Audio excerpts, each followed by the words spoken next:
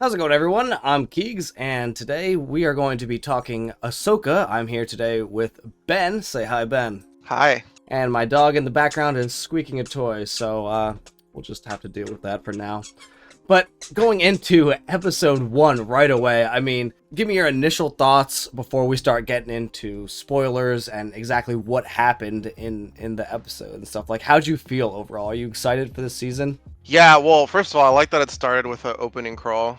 The red letters was Yeah, cool. it was very Obviously not. reminiscent to Filoni's season 7 Clone Wars, right? Like, kind of Yeah, doing the same thing. When he kind of does that, to me, it's always like something is really about to go down. yeah. As you always know, Star Wars is going to be crazy when the red letters show up. But I really like that. It kind of like explained really succinctly what's going on for new people. So I thought it did a good job of that. Though, I don't have the best frame of reference for that since I've seen Rebels and Clone Wars. But it seemed like it set you up pretty well. Overall, I really liked how it started. Just the cinematography, the whole thing felt much bigger. Yeah, it felt like a lot higher budget than the Obi-Wan series, I thought. You could tell that they like actually put a lot of care into the creation of the world and the acting and the stunts and everything. Yeah, and not to say that they didn't with Kenobi.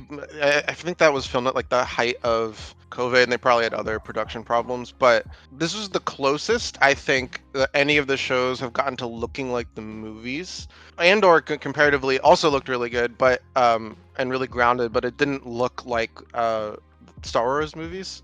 Yeah, I It kind think of it's looked more like its like the own political feel of thriller. it. This feels like Star Wars. It kind of has like some slower scenes. Like not every scene is an action. They like I think at one point cut to like Shin and Baylan, and they're just like standing there looking for like that. That's the entire scene. It just cuts to them, and then it cuts away, and like it does the side scroller, the swipe. Yeah, it's really nice because it feels slower, which I really like. And Star Wars hasn't been filmed that way in a really long time.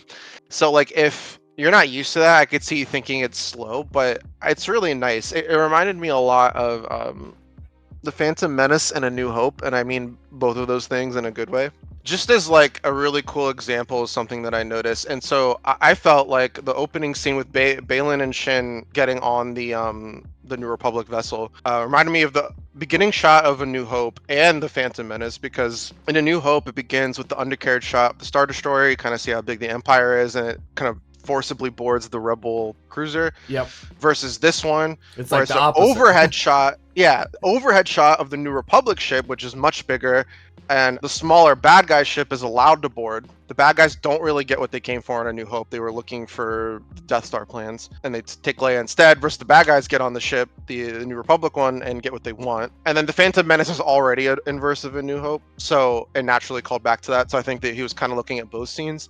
And what's really cool about this is that that's kind of how the first 6 Star Wars movies were made. Like, people make a joke of like, oh, it's poetry, it rhymes, but it does actually. And the point of it isn't to like say, oh, it's like that thing that you recognize. It's to like kind of create situations and inverse them and play with them and kind of like get you to think about them in different ways. Also creates like a unifying visual language. So I thought that was really cool. That was like something I immediately noticed watching it. Yeah, So like all of the cinematography is like really, really good. And I like that it's more traditionally shot. Like, you don't have like a lot of like fast cuts and stuff. yeah, it's a lot of that because the action doesn't flow from like one action scene to the next. It's like it gives you a break in between the action scenes, so it goes from sometimes a very high intense situation to like something where it's just like people talking. Yeah, and the way that I know Ahsoka is really good is because usually whenever something new Star Wars comes out online, there's a lot of like divisiveness because this community is never happy. But with this one, you could like really tell people were grasping at straws. They'd be like, "Oh, the color grading," which I'll get to later, is actually kind of funny that that's being said. I haven't heard that one. Uh, oh, like it's slow. Oh, like Ahsoka's stiff, and it's like really grasping at straws. Like, she's not stiff; she's emotionally reserved, and people aren't used to writing being like the original 6 Star Wars movies, I think, in a long time, because it just hasn't been written that way in a really, really, really long time. Yeah, So I it's definitely really cool agree. to see it follow in those steps, and I really felt like the show overall had a really positive reception, and it's very hard for people to like look for things. And Yeah, there are I like thought so things too. I'm sure we could get into that like Things we maybe probably will weren't the get best, into. but overall, I thought it was really, really good. And I would say, like, of these first two episodes, and we'll get into the rest of the episode, just general impression that, like, these I think were the most well-rounded, good episodes of any premiere night. Yeah, in my opinion. I would probably have to agree, definitely, of all the Disney shows. I mean, like you said, it feels the most Star Wars show. Yeah. But now I think getting like really into spoilers here, like we're just gonna break down kind of the episodes and kind of go through them. So we know Baylan and Shin get off the ship as soon as the general comes out to talk to them. First of all, like what was that guy's plan? Like, what if they actually were Jedi? You know, like he was already ready to like arrest them. Like what? I guess if they prove themselves to be Jedi, then he wouldn't have arrested them. It just. But I guess his thought it was like a pirate or something. Yeah, he definitely thought that, and I mean, I don't think Baylan and Shin were getting out of there without killing pretty much most of the people there, because there's no way that they were ever gonna let them just take the magistrate and walk away for any kind of situation, even if they were Jedi. Yeah, I thought that was pretty interesting. So I guess it kind of mirrors the Phantom Menace more so in that way, because it's like two quote-unquote Jedi characters walking in, kind of like looking for something specific. Yeah, I thought that was really cool. They definitely didn't have a problem killing anybody. They didn't look too. No, they killed everybody. I'm pretty sure. Even the one person on the bridge that I thought was kind of gonna be like a character. She was talking to the captain, and I thought she might be someone to like relay the information, but nope, they went into the bridge and killed her immediately. Yeah, I don't think they killed literally everybody, because just the people shooting at them. The ship was humongous, so they would have been there all day if they were going around. Well, and I think Hera later in the episode and Ahsoka go to that same ship. I could be wrong. It could be a different one. So like the one that they go to later is called the Home One, and I'm pretty sure that's the same ship, because they have to get like Hera's there to get like a record of what happened. Yeah. I'm pretty sure it's the same ship, and there were people there. So I would assume not everyone died, but the important people, the quote-unquote important people, did on the ship. The hallway scene was really cool. I love their blood orange lightsabers. Yeah, same here. You got like such a good introduction without them having to say that much. I love having like a dark side user that's not a Sith too. I think it's really interesting to see how, you know, obviously their orangish red lightsabers are very unique, and definitely the first introduction we've had to them canonically. Yeah, the way that I took that is that they are definitely using the dark side, but they're not like fully corrupted. Yeah. Maybe they'll get into how that happens, because usually when we see a dark sider start to use, or well, we see someone start to use the dark side, they get like fully. Yeah, they kind of fall into that trap. Yeah, it just like completely sucks them in, and they get completely enamored by the dark side, so they keep using more and more until they become like full dark side users. Yeah, I think that's kind of the perils of using the dark side. And maybe I'd have to go back and rewatch it. The way that they approach that confrontation, to me, feels like if they could have gotten Morgan without killing anybody, they would have done that. And yeah, I kind of feel that. I mean, he's a mercenary, so he's just there to do his job, and if they make his job easy for him, then there's no real reason for him to go around wasting a bunch of energy going and killing other people, right? Yeah, and I could be wrong, but I don't recall him using any like force choke, lift, any of that. And I could be wrong. I could just be misremembering. I mean, it's been a few days since I've seen it, but he did. He force choked the. Oh, okay, so never mind that. Yeah. I was thinking maybe like they weren't using the dark side, but then they definitely were. Yeah, he definitely did a little force choke, and he like pulled the gun from twisted the gun in his hand. Oh, true. But yeah, I thought that was really cool. The hallway scene was cool. I love like Shin is like really fast and like almost Darth Maulish. Very Darth Maulish, and she has very few lines, which I think kind of adds to that Darth Maul feel to it, because obviously in the original episode 1, Darth Maul had like 4 lines or something, really negligible. Yeah, and she has a Padawan braid, like a traditional Jedi Padawan, which I thought was interesting. So it sounds to me like they're not completely evil; they're just doing what they feel like they need to do, and they're willing to be aggressive about it. Then we go into the next scene where it's Ahsoka walking into like an ancient temple ruins that doesn't appear to be a Jedi ruin or a Sith ruin, so maybe some otherworldly force wielder. Could it be a Night Sister ruin? but Oh I'm yeah, not it sure. could be. I mean, I guess if the magistrate hid it there, I guess we don't know if she hid it there or not, but it would make sense that she would have brought it to a Night Sister temple, since we find out later that she is in fact a Night Sister. Yeah, and that's cool to get a confirmation. Also explains why Ahsoka didn't quite as easily whip her in season 2 of It definitely Mandalorian, does. which I didn't think it really needed an explanation. I figured Ahsoka was just going like trying not to kill her, Yeah. so that's why. But the fact that it adds to the authenticity of that too, which is cool. And Yeah. I think it's really cool that she's a Night Sister. I wasn't expecting to see one in live action, so It felt very like Laura Croft with her like under there doing the puzzles to like open things up, you know? yeah. And I really like the way that he's pulling mythology into this, because that's very much something that the first 6 Star Wars movies did. The first 6 was more like Judeo-Christian religions and Buddhism and some other stuff like that. But this one was pulling in Arthurian legend. So the character's name I think is Morgan Elsbeth, Yep. right? And Morgan Le Fay, I think, was one of the evil sorcerers in Arthurian legend. And then the Inquisitor that we do see, we'll get to later, his name is Marrok, Yep. and that is a knight that worked for Morgan in Arthurian legend. So that's pretty cool. That is I'm curious I if did they're not going know to that. do anything with that, or if it's just like a connection. Yeah, Or something that like if you dig deeper, like you'll see the connections, but like it's not going to actually be important to the plot. Yeah, probably not. I mean, not to jump too far ahead, but one of the other large theories that I've heard a lot out there is that this Inquisitor is kind of Filoni's version of Starkiller. Yeah, I've heard that too. I one of the things someone brought up was that I think that character's name in Legends was Merrick, Merrek. Yeah, Galen Merrick. Yep. Yeah, so a slight resemblance there, whether that's coincidental or not. I do know that Filoni has said that they did look at a bunch of different ways to potentially bring that character in, and kind of obviously it wouldn't work with the how it was done in Legends, so they'd have to adapt it to kind of the new lore. But he was definitely looking to include that character, so it's possible. I'm not sure if I'm completely on board, but part of that also, I think someone said Sam Witwer was in the credits. Yeah, my thing is I think it's not gonna be Starkiller, and it's not gonna be who it is that's important. It's gonna be like what, or like their history, if they even like get any background in the show at all. I think it's gonna be more about like what they are.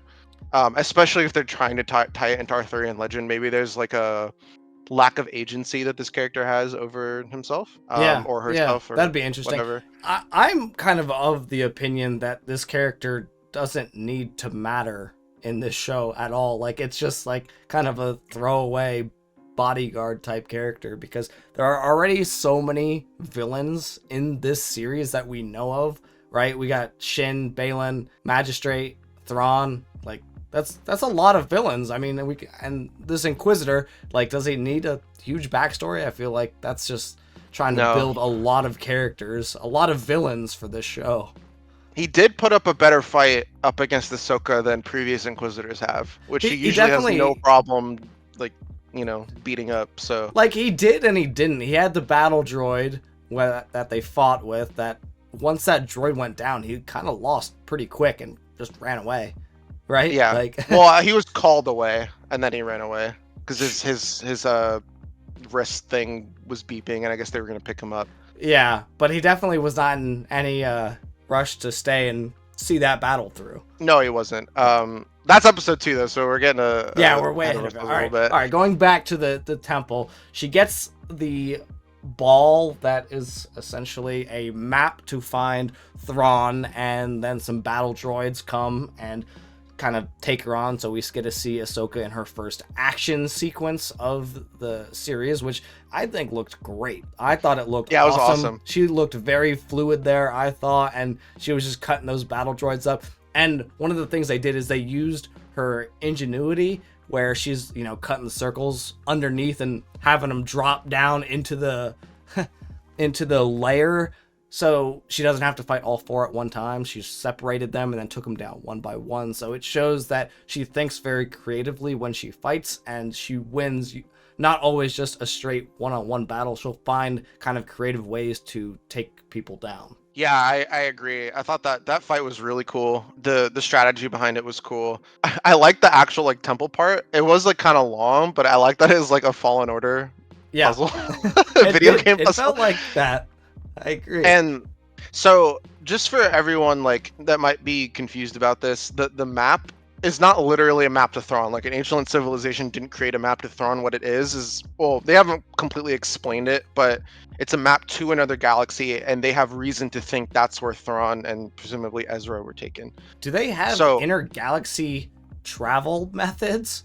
I've never heard of this in Star Wars. Obviously, it's supposed to take place all in one galaxy. So, I mean, I love the thought of adding new galaxies to the lore and such, but I guess I just wasn't aware that that's something that's been done previously in Star Wars. Sort of, not really though. So like, the unknown regions are almost impossible to navigate without the chiss, or without a Force user seeing the future and guiding the ship. Yeah, As far as I understand it, however the Purrgil use hyperspace travel does allow them to travel from galaxy to galaxy. interesting. Okay, I'll buy that. That'll be really interesting. Purrgil is the whale-like creature that From Baylan Rebels, sees in episode 2 and from Star Wars Rebels, but That so the took map Thrawn and itself Ezra away. is just a map to this place. And if this was a Night Sister planet, that could also indicate that the Night Sisters are not from like the Star Wars galaxy that we know, and they came here. Oh, that would be Um, crazy. That's really adding a lot of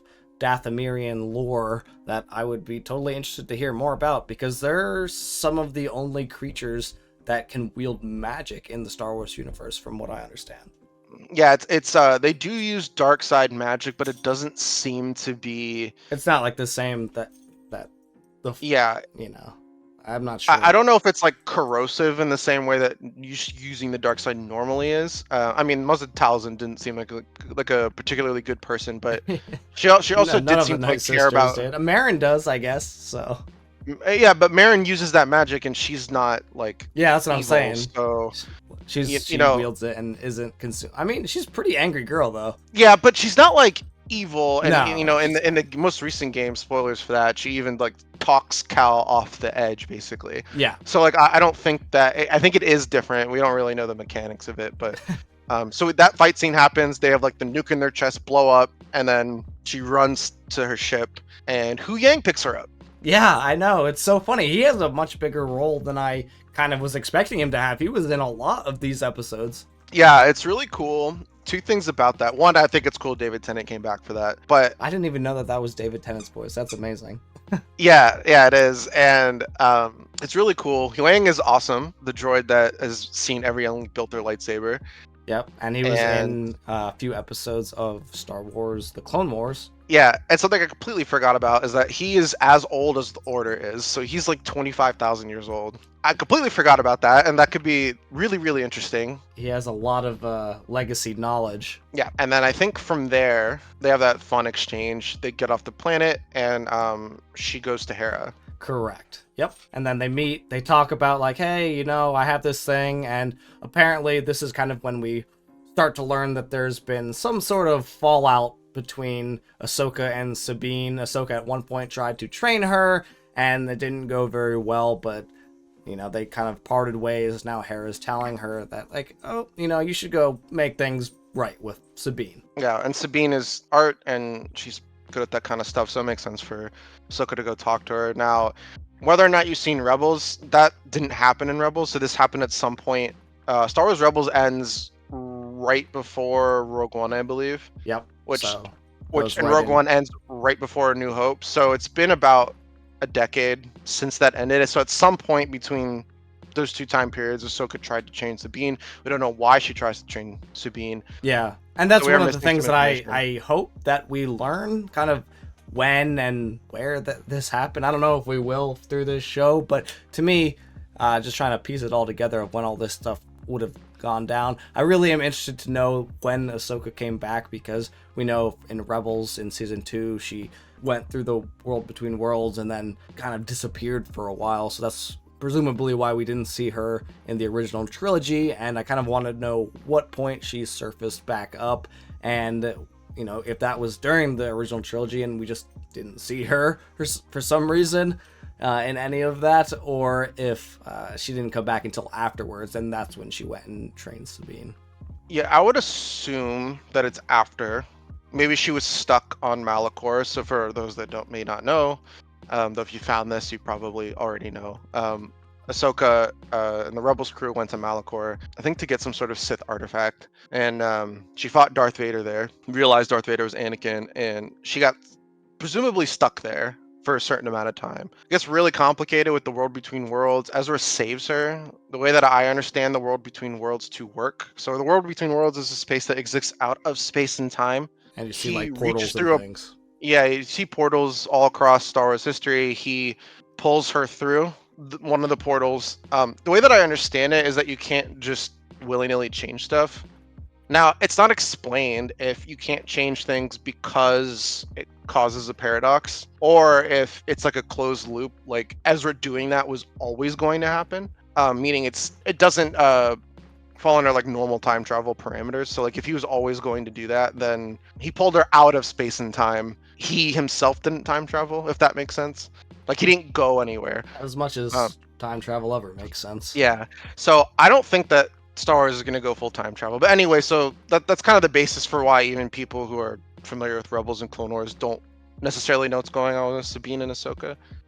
So hopefully they explain that. Yep, but then we cut to Sabine, who's on Lothal, and they're having a big celebration, and that's actually the senator, right, or the prime minister, or whoever it is of Lothal, who we know from Rebels, was kind of giving the speech there. It was fun to see him in live action. Yeah, he's like the president or prime minister. There was the senator of Lothal was also there, and he was a character in Rebels that I don't think was a senator yet. No, which is funny. I think because he's like Ezra's age, so he was kind of a child at the time. So anyway, Sabine, like a true rebel, skips that and then just kind of, goes off on her little speeder, and then she gets back into her little house where Ezra used to live. She sees Ahsoka's ship, and she goes and meets Ahsoka. Yeah, and you could tell it's really awkward between them. Not so much tense, but awkward. And I think it's supposed to be. And I've heard like some people be like, well, they're just not cutting fast enough after dialogue ends. You can view it that way, I guess. But if you want to view it charitably, regardless of whether or not you're looking at live action or animation, which Dave Filoni's directed a lot more of, you know when to cut dialogue. So I think if you view it charitably, you understand that it's supposed to be awkward, and they're letting the air hang there so that you feel awkward too. Yeah, I think they're definitely doing that because the characters themselves feel in a weird position. Neither know how to kind of act around the other right now because they didn't part on the best of terms. Yeah. It seems like it wasn't like horrible terms. Yeah, like, nobody was, throwing fists or anything at the end, but Sabine is a little hot-headed Mandalorian sometimes, so she can kind of blow up and walk off all the time too. We saw that with Kanan's training when she trained with him back in Rebels. Yeah, so like there is like a basis for her doing some sort of training, and Kanan in that Rebels episode also mentions that everyone has the Force. Other people have better or worse aptitudes for it. Yep. And we don't really know the extent to which somebody can like open their door to the Force, so to speak. Yeah, I assume it's not that much, but we do know that the droid said that she is not Force sensitive, which we all pretty much knew anyways. Well, so that's in the second episode, but he didn't technically say she wasn't Force sensitive at all, but that she basically had the least amount of Force sensitivity of any Padawan he's ever interacted with. Yeah. Which in 25,000 years is a very long time, so I don't expect that even if she does gain some sort of aptitude that it's going to be very much. It's going to be in small ways. I think that's their way of just kind of telling the audience that like, hey, she's being trained as a Jedi, but she's not going to have all the abilities. Right. I guess some people would say, then why train her? And it's like, well, because I think there's a lot of great stuff, combat-wise, especially training to be a Jedi. Yeah, there's practical stuff like that, but also like even the spiritual stuff. Like we know that the prequel Jedi kind of took it too far in a lot of ways, but yeah, and also Ahsoka's not just training her in the Jedi arts, but she's more of a mentor overall, like a life coach, as you might say. Yeah, and I also think, yeah, it's like that, because there's a lot of like philosophy that goes into being a Jedi that I think would be good for your life, like loving but not being attached. So attached is like possessive love, as defined in Buddhism and Star Wars. Yeah. So my theory actually for why she was willing to train Sabine at all is because she doesn't have high aptitude for the Force. Yeah, So she doesn't it's have possible. to worry about any sort of attachment that she has being dangerous, in the same way that it would be dangerous if a powerful Force user like say Anakin or Grogu, from what we saw in Mandalorian season 2, that she was explicitly afraid of. That could be why she was even willing to do it in the first place. Yeah, Which would be yeah, cool. that makes And sense. I think would justify it. She must have sensed something in Sabine, but maybe not enough that she was scared to do anything about it. Yeah, that's an interesting take on it. So they have that conversation. You know, Ahsoka feels like Sabine's frustrating. Sabine, I think, feels like Ahsoka's frustrating. She leaves Sabine alone to look at the map, and then Ahsoka goes to the other room, talks to Huyang, and we find out that Baylan was an Order 66 survivor in some capacity. He disappeared at the end of the Clone Wars. I don't know if we explicitly know that he witnessed Order 66 or if he was gone before then. Huyang was able to identify him based on his lightsaber because he has helped every single youngling in the Order, all of them, build their lightsabers. So that was really cool. So he has like this utility to the story. That only he's literally the only one that could provide that information. Yeah, I think that's really cool and really clever way to use the character. agreed. Shin they don't recognize, and that makes sense. She's pretty young. And there's no way she was around during the Clone Wars. Yeah, she looks There's no way she's over 30. No, I don't think so. She may be as old as Luke was at the end of Return of the Jedi tops. Yeah, that's what I'm saying. Like 20 years old or so. Yeah, so that was really interesting. She comes back. Sabine's left to go do it back at her house, even though Ahsoka explicitly asked her not to take it off the ship, and Ahsoka was right. Yeah, which I feel like is the wrong lesson to learn, because I feel like Ahsoka should have learned to like trust her people more, but the only thing she learned was that she was right. She Yeah. couldn't trust her. She basically like confirmed why she wanted to keep an eye on her the whole time. Yeah. Um, And then they end up fighting Shin and Sabine. yeah. So the HK droids come to like kill her, I guess, and take the map. And then Shin and Sabine's holding her own pretty well against the droids. Agreed. Considering she was I thought the line when the girl said, "We're after that," and Sabine goes, "Too bad." I was like, "Damn, she's got some sass. She's ready to throw hands." Yeah, it was awesome. I love the little sarcastic jabs that Sabine had at other people, and so I thought that was really fun. Something else, I think it's in this episode where Shin is tracking Sabine. It is almost a shot-for-shot recreation of Darth Maul tracking Qui-Gon and Obi-Wan and Padme. Yeah, on Tatooine from Episode 1. Yep. Like you can line up the shots and they're almost exact. So I thought that was really cool. I like that's an Easter egg, but I also think it kind of mirrors the situations in an interesting way. And so then they start fighting, and this is a sick lightsaber duel. Yeah. Oh my god, I really can't tell cool. you how good it is to feel lightsaber fights feel fast and dangerous again. So Because you don't know what's gonna happen in either of these. And I can tell, like, when they meet again, it's going to be a totally different story, too. Yeah, that. And we haven't seen them move lightsabers like that in a really long time. It's not as fast as the prequels, but it's, like, faster than the original trilogy. Yeah. And a little slower than the prequels. Yeah, I think it's a perfect blend. It's kind of like a, yeah, it's a good blend of them, where the strikes have a little bit more weight. Yeah, and I know, like, Sabine is super rusty, so she hasn't been keeping up with her training and stuff. I will say, though, that I thought it was strange artistically to have Sabine stabbed through the chest, because that seems like a pretty dire... She was stabbed in the lower side.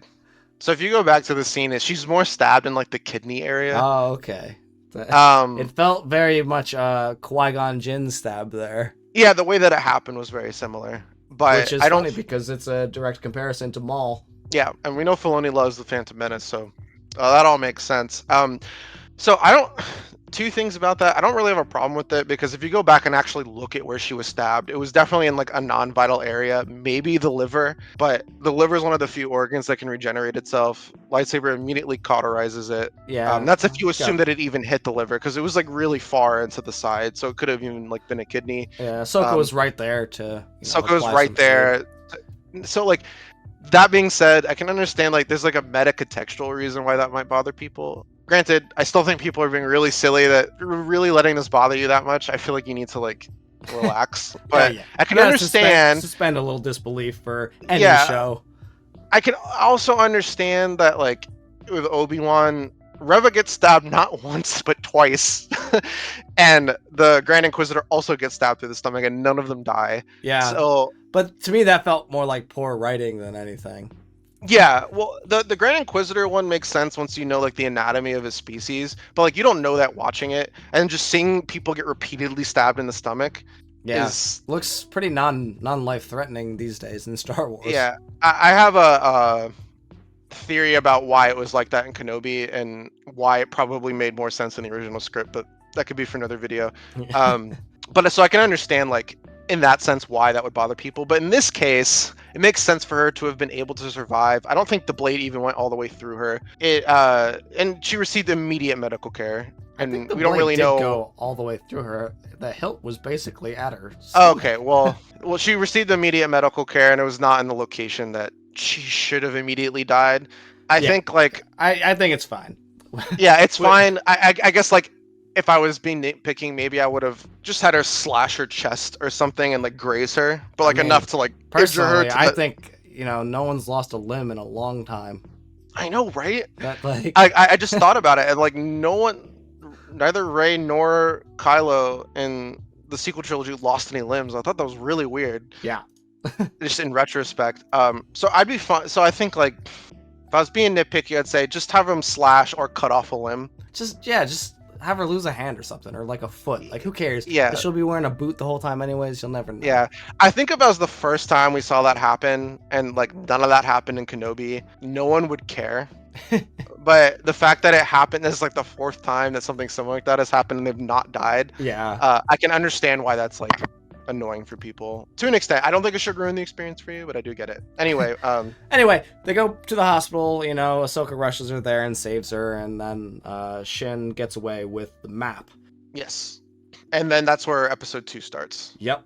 So then, starting episode 2, we actually see it.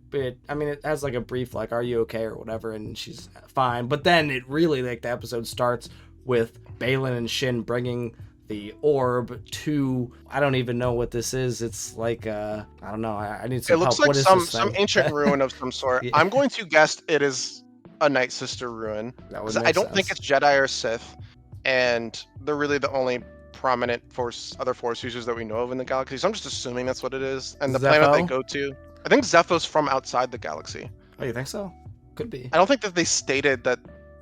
Maybe they did, and I just don't remember. But I don't think that we know necessarily where the Zepho home planet is. We just know what planets they've colonized. I thought they were just like the precursors to the Jedi. I don't know. So like, I think that might be a part of the story. This other galaxy, we might learn more about that. Yeah. Because Morgan does say, an ancient people from another galaxy. So Yeah, it could she be the Zepho. directly says it's pointing them to another galaxy. She uses her Dathomiri magic for the first time in live action, which looked awesome. It looked really That cool. whole scene was beautiful. The Yeah. whole like the star map coming up, the little green fire. I mean, it looked really good even when they just opened the map in the first episode, but that whole scene was really cool, really like cinematic. Something else to note, because it struck me in that scene and some other scenes before, is that the music in this show is really good. Oh my god! So I was gonna say that, but I was like, should I just wait till the end or whatever? But like the music, the score, the intro song, and the outro song, I'm just like, this is, to me, I feel like this is like Game of Thrones level musical composition here. Yeah, they're using two things. So I think they actually are recording with an orchestra. I could be wrong, but it's Kiner Music, and those are the same. That's the same guy or same people that did the music for Clone Wars and Rebels. Yeah. So it's really cool that Filoni brought them with them into live action. But the music is diegetic, so what that means is like it's queued up to things that are happening on screen. And you might say, "Oh, well, that's all music." But what I mean by that is like if you've ever played a video game and it has like a beat in the song while you're playing, and then you get to like a really intense combat sequence, and then it adds like guitars and drums where the tempo speeds up. That's like diegetic music where it's reacting to what's happening. And I don't think the other Star Wars shows have been like that for the most part. And it's the first time I've actually noticed the music being really good. Yeah, And that's not to same. say the music was bad before or anything, but like I'm noticing it being really good Yeah, now. if you notice the music, that's you know, in a positive way, that's a really big thing to say, because it's something that a lot of times music just kind of fades into the background, and yeah, it can enhance scenes, but when you notice it for a positive reason, that just like to me is like another level for, you know, music Yeah. composition. Exactly. So that was awesome. So we get the confirm. I think that's when we learn it's actually from another galaxy. So Yeah. we thought it was the unknown regions, but it's not. It's Yep. I think on the map it's like actually the complete opposite side of the map. Well, So I didn't Thrawn, even know other galaxies was an option in Star Wars. yeah, that didn't occur to me, and I think honestly, like they do it right, Yeah, which it, I'm here for it. I'm here it's to learn more. I could see that being something like the world from Jedi Survivor. Like that's like kind of unknown regions, but I could almost see that being like kind of like a wormhole to another galaxy, which is why it's so hard for people to get there. yeah, and I like that they're opening up that space because it gives a lot of places for the universe to go, and I think it's almost genius. So this place theoretically wouldn't have the Jedi or Sith religion because that originated in our galaxy, unless Jedi or Sith went there. And And I like think I love, it's really important for the Star Wars lore to expand and not make things feel smaller. You know, like everything in the galaxy happens on Coruscant, yeah, which is, I think, one of the things that people complain about sometimes too, is that like the galaxy sometimes feels very small when there's only like 4 worlds that keep coming up when you have yeah, literal millions of probably planets out there. yeah. Just in the galaxy that we know, like Yeah, yeah, there's exactly. trillions So when you of open beings it in the up to new universe. galaxies and things, now all of a sudden it's like, wow, this like you've just completely blown out of the water like how many people and how many planets and places we thought were possible in the Star Wars universe. Yeah, and just like different cultures, religions, like different or governments, and like so much stuff. Like it just opens the door wide open. I think people sometimes misattribute that argument, be like, oh well, they're shrinking the Star Wars universe because they're bringing this character, and they're meeting them. And I think there's like a group of people that really hate when Star Wars characters are in Star Wars. They just want it to be new all the time, and I think that's weird. Yeah, I think as long as it's appropriate for the story, the character agreed. should be there. But this is a way of like this is like best of both worlds. We get familiar and we get new. Like I'm really interested to see where the story is going because we have no idea. And like I feel like a lot of the time when I'm watching something or playing something, especially recently, I don't know where it's going. And by the end, I still don't really know what they were trying to do. In this case, Yeah, it feels like I don't know where it's going in like a I'm not confused in like a I'm really interested and I'm engaged sort yeah, of way. same. Not like I'm scared they're gonna screw it up or something. Yeah, I know. It's like you're constantly on edge. You're like, I'm really enjoying this. Don't do something to, you know, make it suck. Don't slip up. But like, I don't. They have given me no reason to feel that that would happen up until this point. Exactly. But So that's what we learned. I think I don't remember the exact sequence, but I think we cut back to Ahsoka, Sabine, hologram of Hera, and Huyang in the hospital where Sabine is at, right? yep. Unless there's something else you wanted to mention there. Nope, nope. That was. I think we're good to move on. We see that Sabine using her technical skills, because she's supposed to essentially be a genius when it comes to technology and getting contraptions and things to work. So she ends up saying that, you know, hey, look, there were 2 droids and I only got one of them. So Ahsoka's like, you know, just hang out there for a sec. I got an idea. So obviously she goes, and that guy's still lurking around. So she takes that thing's head back to Sabine, who's able to use it to locate, you know, a shipyard, I believe. Yes. That whole scene's cool. I saw somebody, and I'm not gonna say who it was because they're like a big creator.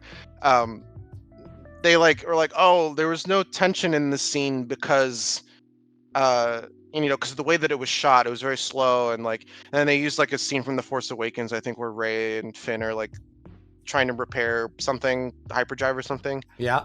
or something within the ship, and I felt like that was really weird because one, I didn't feel like that scene in The Force Awakens was tense at all. I felt like it was played to be funny. Um, and two, I thought the scene wasn't supposed to be tense either. It was supposed to be funny. I think like who we were supposed to be kind of like laughing at Huyang for being so worried about it. Agreed. And like Ahsoka didn't seem worried at all the whole time. Yeah. It was definitely like supposed to be a fun scene. It wasn't supposed to be like, oh, will it blow up? Like we know, like be just recovered, like just logically, like they're not just gonna kill her the next scene. So like, I thought that was a sort of a goofy criticism that I saw, and I don't see like anybody else saying that or anything like that. But thought it was worth bringing up in case anyone listening kind of like thought that. Like, I think the scene was intended for humor, and so then they continue with what you were saying. No, yeah. So they find out where it is, and Sabine wants to go, but Ahsoka's like, nope, you're not ready yet. And they take off for the junk world. You know, they get to the junk world, and there's a dude that's running it, the foreman, and he's just not really Super trying to give him the whole time. Yeah, not trying to give him the time of day and everything. And to be clear, it's Corellia. Corellia. So that's Han Solo's home world, and it's also just like it's been established in canon as like a big like shipyard junk place where they like make and deconstruct starships. Real quick before we get into like the characters and stuff, and I know I'm like making this take a long time, but I want to gush because I really enjoyed these 2 episodes. Yeah. That whole establishing shot looked so good. Yeah. Like the big expansive, and you get in and it still feels big. Like yeah, it feels huge. They feel very small next to those massive ships. I feel like there was like 2 scenes total across both of these episodes where I felt like I could still kind of tell the volume was there, but I really couldn't hear. Maybe other people could. I couldn't. So I thought it looked incredible. I liked the little like you were saying, they go to like that foreman guy and start talking to him. Yep. Like you said, totally sus. They start to do an inspection, and they, you know, use their awesome detective skills to kind of figure out that well, actually, it wasn't even them. They asked for one of the assassin droids, I think an HK droid, and the foreman says no, and then one of the servant droids says, oh yeah, we saw them, and it's on that ship over there. So then, obviously, then all hell breaks loose, and everybody on the bridge there, the control center, just starts shooting at Ahsoka and Hera, who they have to take out, and then they end up, you know, Ahsoka jumps out the window and chases down that ship as it's going to leave, and Hera gets in her ship, and she goes to try to track it down, and then Ahsoka runs into that new Inquisitor. Yeah, and something I love about that scene is Hera's attitude, being like, I'm a general, right? I'm a general, like nothing's classified to me, especially when it comes to like the deconstruction of military stuff. You're gonna tell me. And it was a funny thing for that dude to say. Yeah, and so that was, and then he's like, okay.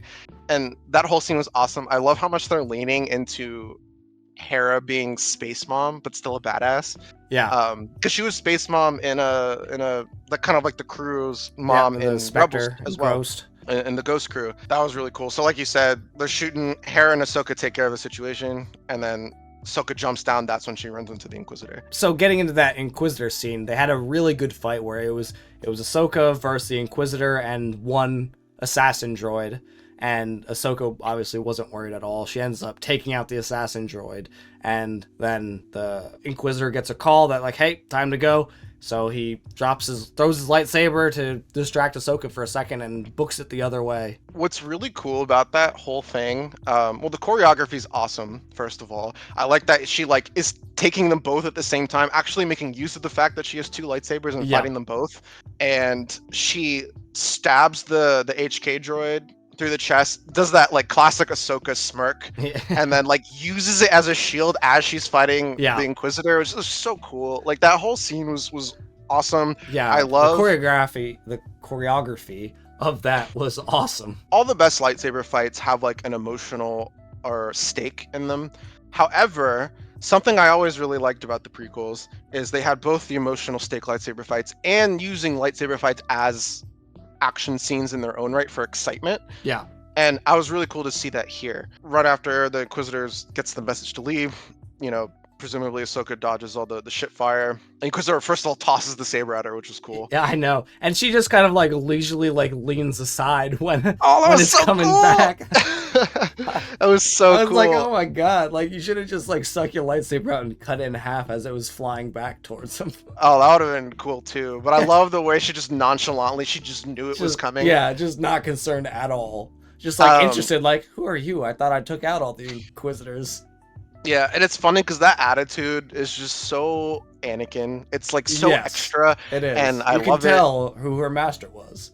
And that flip that she did over like when the Inquisitor first tossed it at her, Yeah. really cool too. And then from there we get into the scene where Hera's chasing the craft with Chopper, which is maybe one of the best scenes in both episodes.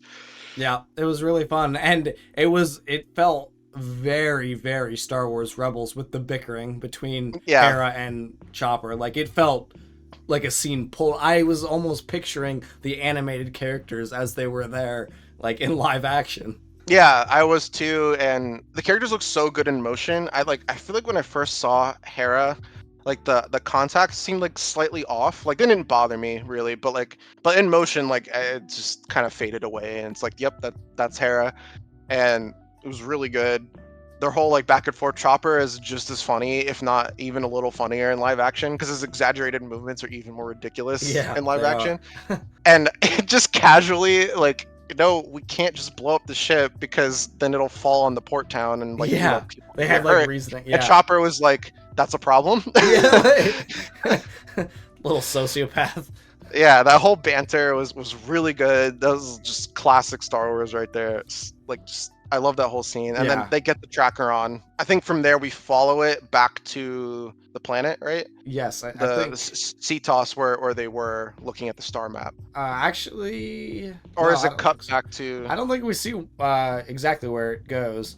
We see it cuts back to. I don't know if we like follow it from that scene, but we definitely see that they We took don't. So that's the. the very last scene of the show, is what Okay, you're yeah, that they talking took the about. So hyperdrive. Okay. right after they do that, then it cuts back to Sabine, who's going all like ancient Japanese style, sitting kneeling there, cuts her hair. She's like, "All right, I'm back in. I'm back in Very the game." samurai, and it's Yeah. almost shot for shot that the scene that if you hadn't seen it in Star Wars Rebels, Kanan after he's blinded by Darth Maul. Rebels is a wacky show. You should watch it. Cuts off Especially if his you're hair in the watching exact this. same way with a Yep. knife, and that was really cool. Yep, it was really cool. So now she's got her full Mando gear on. She's got her short hair. She calms up Ahsoka and says, "Hey, look, I'm ready." And Ahsoka's like, "I think you're ready." So she goes to pick her up, and that is the exact scene from the end of Star Wars Rebels. So that's where Star Wars Rebels actually picks up or leaves us. They have like a weird time jump at the end of that show, and then they show that scene where Sabine is walking out and meets Ahsoka to get on her ship to go on some crazy fun Jedi adventures. Yeah. So there's like kind of two ways you could look at that. It is a shot for shot, like identical, and it looks really good. It looks just as good as it did in animation, if not better. The two differences are, so in Rebels she had a white cloak and a staff, Oh, that's and true. here she's wearing the gray cloak that she's Forgot always about been that. I like wearing. that white cloak. Yeah. So I think Dave Filoni is the creator of the show and wrote all the episodes, and helped create Ahsoka with George Lucas. He was saying that he's always compared, especially in Rebels, he's compared Ahsoka to Gandalf. Yeah. So I think at some point in the show, we're gonna get a mirror to Lord of the Rings where Ahsoka quote unquote dies. I mean, we know that she won't die, most likely. And then becomes Ahsoka the White, the same way that Gandalf became the White when he was fighting the Balrog in Lord of the Rings. So that's where I think that's going.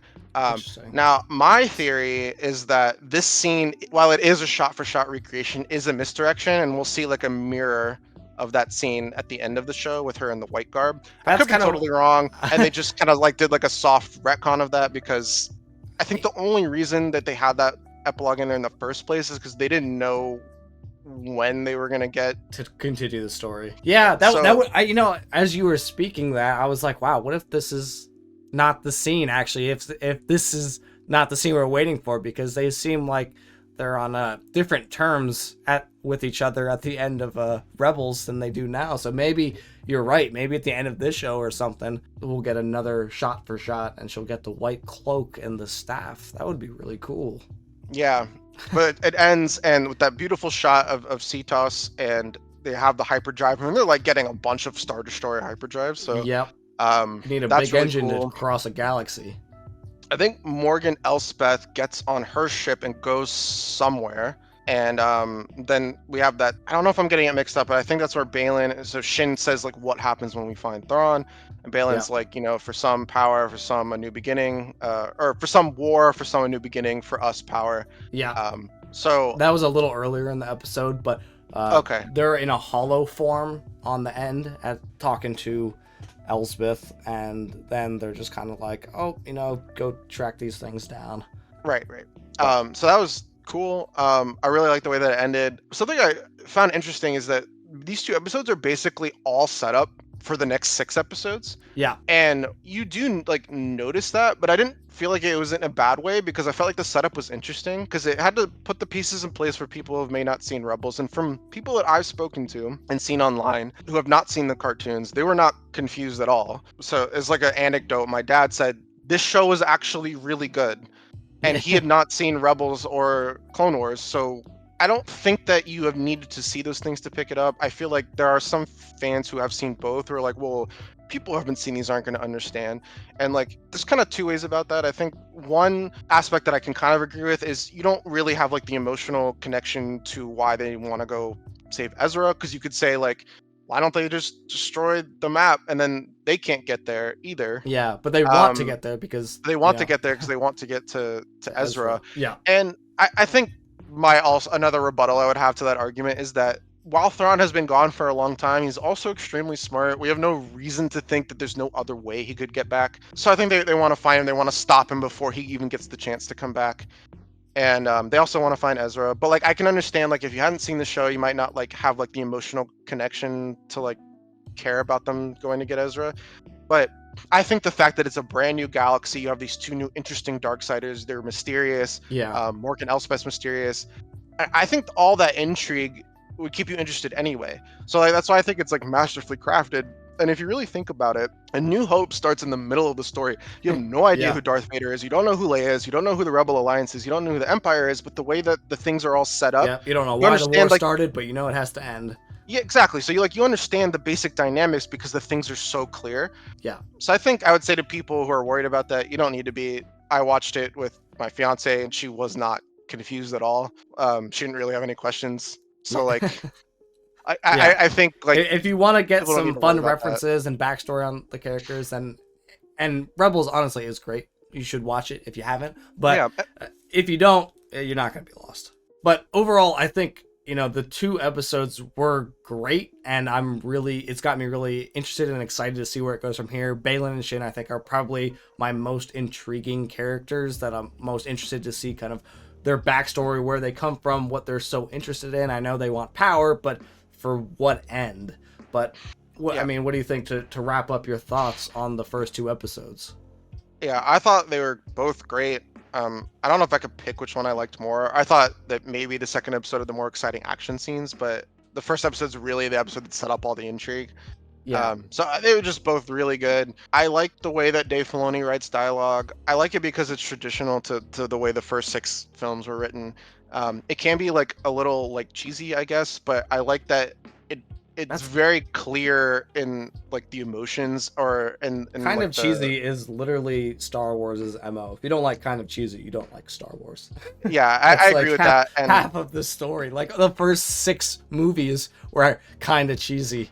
So if you want to know where I sit, I know that Andor is a lot of people's favorite show because they thought it was just super well made. To me, Ahsoka is just as well made, but not in the exact same way. Whereas, Andor had very like, not Shakespearean, but like flowery, kind of long-winded dialogue that like felt smart, but it wasn't how people actually talk any more than, the other Star Wars properties or how other people talk either. It was just different. And this, I felt like it reminded me a lot of the way George Lucas wrote dialogue in like the best parts of Revenge of the Sith. So I really enjoyed that. I liked that it just felt so much like Star Wars and set up so much interesting ways that this could go. I'm really interested. For once, I'm excited and not just like worried. It's nice to be like involved in online discussion where the criticisms seem kind of stupid, and So it's just awesome. I'm really happy and I'm really enjoyed it. Yeah, but I think that's going to wrap it up for this video, so let us know down in the comments what you thought of the first 2 episodes of Ahsoka, and if you're excited to see where it goes, and if you have any fun theories. I think our next video up is going to get into touching on a little bit of those theories, so stay tuned. I'm Keegs, and I will catch you all next time for some more Star Wars content.